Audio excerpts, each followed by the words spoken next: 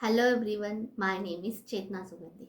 आज हम GST registration को लेके जो बेसिक क्वेश्चंस होते हैं, क्वेरीज होती है, स्पेशली बिजनेस ओनर्स को नहीं समझ में आता है कि हम किस तरह का रजिस्ट्रेशन करें। अगर हमारे दो बिजनेस है तो हमें क्या करना चाहिए, एक बिजनेस अगर हमारा एग्जाम्प्ट में आ रहा है देन हमें क्या करना चाहिए। तो ये आज सारे क्वेरीज का आपको आंसर मिलेगा इस वीडियो में। वीडियो को एंड तक ज़रूर देखना, बहुत ही सिंपल भाषा में मैं आपको समझाने वाली हूँ। तो चलिए विदाउट वेस्टिंग टाइम स्टार्ट करते हैं वीडियो के लिए। अगर आप चैनल पे फर्स्ट टाइम आए हो एंड अगर आपको हमारी इन्फॉर्मेशन एंड वीडियोस अच्छे लग रहे, हेल्पफुल हो रहे आपके काम के लिए, देन चैनल को ज़रूर सब्सक्राइब कर लेना। एंड अगर आपके कॉन्टैक्ट्स में या आप अगर एक एज अ अकाउंटेंट हो एंड अगर आपको फ्री में accounting, GST, TDS, income tax, registrations ये सब कुछ सीखना है, देन हमारे दूसरे चैनल की लिंक हमने डिस्क्रिप्शन में दी है जिसका नाम है टैक्स रिपोर्टर। उस चैनल को भी ज़रूर सब्सक्राइब करना ताकि आप फ्री में सारे काम सीख सकते हो एंड अपने करियर में एक लेवल अप जा सकते हो। तो चलिए स्टार्ट करते हैं आज के वीडियो के लिए। फर्स्ट क्वेश्चन आता है कि हम एक जीएसटी नंबर में क्या दो ट्रेड नेम रख सकते हैं क्या। अब ट्रेड नेम का ना आपको मीनिंग समझना बहुत ज़्यादा ज़रूरी है एंड आपका स्टेटस क्या है। जैसे कि अगर आप जीएसटी में रजिस्ट्रेशन करना चाहते हो तो आप सभी को पता होगा टर्नओवर लिमिट है for trading business 40 lakh and service industry के लिए 20 लाख। अगर आप एक्सीड कर रहे हो देन आपको रजिस्ट्रेशन लेना मैंडेटरी होता है। ये एक केस हो जाता है। सेकंड होता है वॉलेंट्री। अब वॉलेंट्री बेसिस पे आप रजिस्ट्रेशन कब लेते हो, मान के चलिए कि आपने एक एलएलपी फॉर्म की in the month of Jain या फेब में, जैसे अभी जैन 25 चल रहा है तो आपने इस मंथ में एक कंपनी फॉर्म की। अब आप मान के चलिए आप वर्क कॉन्ट्रैक्टर की इंडस्ट्री में हो तो यहाँ पे बड़े बड़े कॉन्ट्रैक्ट्स होते हैं। तो आप जिस कंपनी में आपको एक एज अ वेंडर रजिस्टर कर रहे हो वहाँ का ये एक क्राइटेरिया है कि आपको जीएसटी में रजिस्टर्ड होना मैंडेटरी है। तो उसके लिए आपने जीएसटी नंबर रजिस्ट्रेशन करवाया तो भले ही आपका इस फिनेंशियल ईयर में बिफोर मार्च आपका 20 या 40 लाख का टर्नओवर नहीं होगा, बट नेक्स्ट ईयर वो होने वाला है। बट क्योंकि आपकी उस कंपनी की रिक्वायरमेंट है इसलिए आपने रजिस्ट्रेशन किया, तो ऐसे भी केसेस में रजिस्ट्रेशन हो जाते हैं। सेकेंड जो मेन क्वेश्चन था कि दो ट्रेड नेम हम एक ही में कर सकते हैं क्या, तो यस आप कर सकते हो। अब मान के चलिए कि अब इसमें आपको दो तीन बातों का ध्यान देना ज़रूरी है कि एक होता है इंडिविजुअल एंड एक होती है कंपनी। तो अगर आप प्रोप्राइटरी बिजनेस कर रहे हो एंड अगर आपके पैन के अंदर आपके दो बिजनेसेस है बट वो दोनों बिजनेस सेम लाइन के होने चाहिए। एक तो मान के चलिए कि अगर आप ए प्रोडक्ट बना रहे हो तो आपने उसी के रिलेटेड ए प्लस प्रोडक्ट बनाया है तो आप उसे ऐड कर सकते हो। लेकिन अगर आपका एक बिजनेस है क्लोथिंग का एंड एक बिजनेस है आपका बहुत ही अलग, मान के चलिए हार्डवेयर इंडस्ट्री का, तो ये दोनों एक में नहीं आते। तो इसमें आपको ना अलग नंबर लेना ज़्यादा सही होगा। अब इसमें ये भी क्वेश्चन आ जाता है कि सेम स्टेट में अगर आपका बिजनेस है तो वो कैसे करना चाहिए। तो उसमें भी आप अप्लाई कर सकते हो या फिर आप इसी नंबर में आपका वो बिजनेस ऐड कर दो, ट्रेड नेम ऐड कर दो एंड उसके रिलेटेड एचएसएन एंड सैक को ऐड करो। बट ऐसे केसेस में बहुत ज़्यादा ज़रूरी है आपका ध्यान देना कि आपके दोनों बिजनेसेस के बिलिंग आप प्रॉपर मेंटेन करोगे। सेल्स हो गए, परचेस हो गए, ऐसा नहीं होना चाहिए कि आपका आईटीसी बहुत ज़्यादा मिक्स हो रहा है या फिर दोनों ही बिजनेस दो बिजनेस आपने ऐड तो कर लिए लेकिन उसमें से एक बिजनेस, ये भी क्वेरीज हमारे पास में आई थी कि हमारा एक बिजनेस है जो कि जीएसटी में टैक्सेबल है बट एक बिजनेस ऐसा है कि जो एग्जम्प्ट है जीएसटी से, तो हम कैसे मैनेज करें।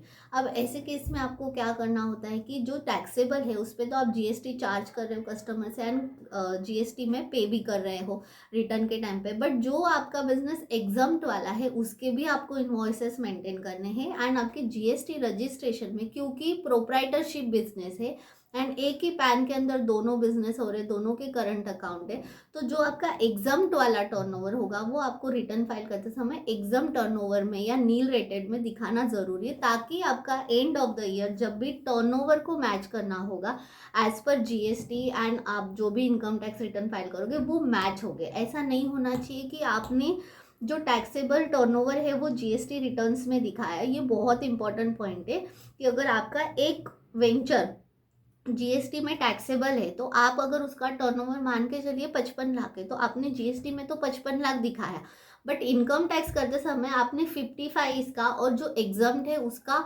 मान के चलिए 20 लाख है, तो वो 75 आपने ITR 75 लाख का टर्नओवर दिखा के फाइल किया, लेकिन आपका GST तो 55 दिखा रहा है। तो ये मिसमैच ना हो इसीलिए आपको जो आपका एग्जाम या नील रेटेड टर्नओवर होता है वो भी दिखाना है, उस पर आपको GST भरना नहीं है, लेकिन रिटर्न करते समय उसे दिखाइए। क्यों? क्योंकि आप एक ही पैन के अंदर दो बिजनेस कर रहे हो, जिसमें कि एक टैक्सेबल है, एक एग्जाम है।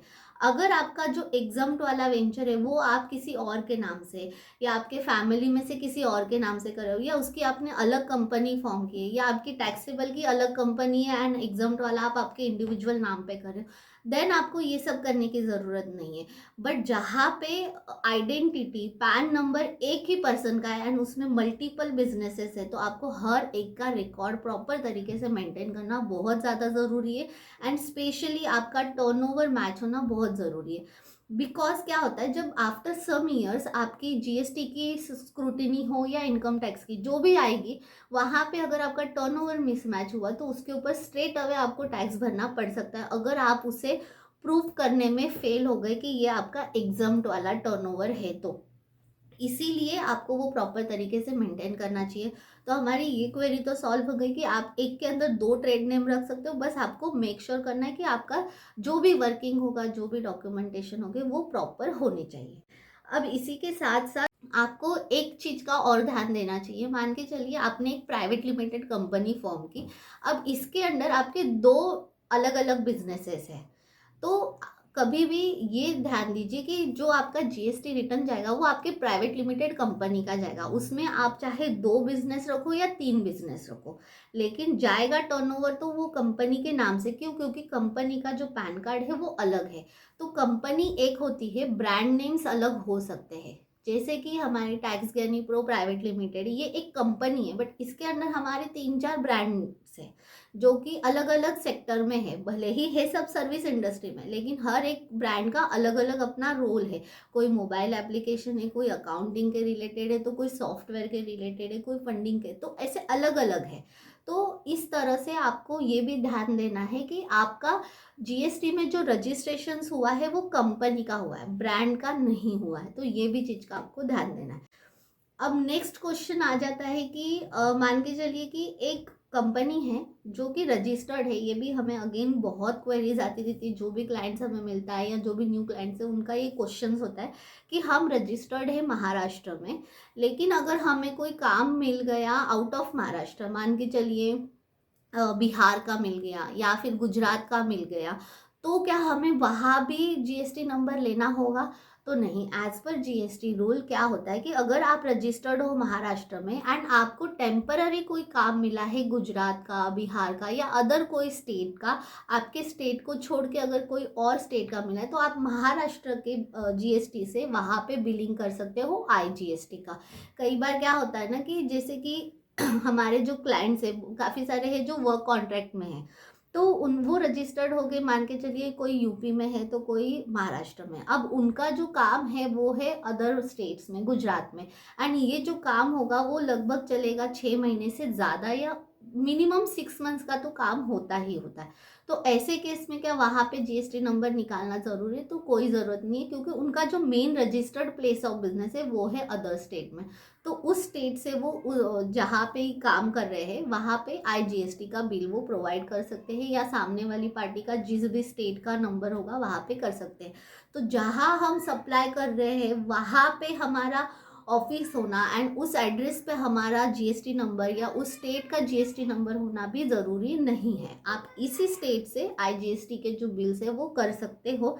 स्पेशली अब आप भी देखिए ऑनलाइन काफ़ी सारे वेबसाइट्स है जहाँ से आप परचेस करते हो, तो कोई वेबसाइट कहाँ की होती, कोई तो वो वहाँ से IGST का होती है, बट वो शॉर्ट टाइम के लिए होता है। बट ये क्वेश्चंस बहुत ज़्यादा आते हैं, स्पेशली जिसका काम 6 महीने या उससे ज़्यादा, कई बार तो 3-3 साल तक वो काम चलता है। तो ऐसे केसेस में भी ये क्वेश्चंस आते हैं। तो अगर आप भी इसी टाइप के इंडस्ट्री में हो या ऐसा ही कुछ बिजनेस करो, तो आपको इस बात का भी ध्यान देना ज़रूरी है। मान के चलिए ये भी एक और क्वेश्चन हमें यूट्यूब पे भी आया था एंड हमें इन जनरल भी पूछते रहते कि हमने 2 बिज़नेस तो ऐड कर दिए थे, लेकिन अभी हमारा एक बिज़नेस बंद हो गया, तो क्या हम उसे रिमूव कर सकते हैं? तो येस, अगर आपने ट्रेड नेम ऐड किया है तो आप उसे रिमूव कर सकते हो। जीएसटी रजिस्ट्रेशन के बाद में उसमें आप हर तरह का अमेंडमेंट कर सकते हो। एड्रेस हो गया, कॉन्टैक्ट डिटेल्स हो गए, सब कुछ, इवन बैंक अकाउंट आपने ऐड किया है तो उसको आप चेंज भी कर सकते हो, या अगेन और एक ऐड कर सकते हो, तो आप वो सारे अमेंडमेंट्स भी कर सकते हैं। यस, टैक्सेबल एंड एग्जम्प्ट भी मैंने आपको बता दिया। तो ये 4-5 क्वेरीज है जो कि जीएसटी रजिस्ट्रेशन करने के पहले काफ़ी बार जो हमारे क्लाइंट्स है या जो भी एसएमईज होते हैं जो फर्स्ट टाइम कर रहे हैं उन्हें ये क्वेरीज आती है। तो आई होप कि आप अगर रजिस्ट्रेशन कर रहे हो तो उसके पहले आप ये अगर वीडियो देखोगे तो आपके सारे जो क्वेश्चन है उसका आंसर मिल जाएगा। इसी के साथ साथ ना और भी बहुत बेसिक क्वेश्चन आते हैं, जैसे कि हम बिलिंग कैसे करेंगे, बिल का फॉर्मेट कैसे होगा, तो वो सब तो हमने हमारे वेबसाइट पे डाउनलोड के सेक्शन में फ्री में अवेलेबल किया है। तो अगर आपको भी कुछ टेम्पलेट्स चाहिए तो आप वहाँ जाके भी डाउनलोड के सेक्शन से डाउनलोड कर सकते हो। अगर इसी के साथ साथ में कोई क्वेश्चन भूल गई हूँ या अगर आपको कोई क्वेश्चन है देन आप हमें कमेंट करके पूछ सकते हैं, मैं पूरी कोशिश करूँगी उसका आपको आंसर कर सकूँ। I hope this video helps you, आपके लिए ये इन्फॉर्मेशन यूजफुल होगी, काम की होगी, वीडियो आपको अच्छा लगा होगा। अगर वीडियो अच्छा लगे तो चैनल को ज़रूर सब्सक्राइब करें। टिल देन थैंक यू, खुश रहिए, हंसते रहिए, नमस्ते।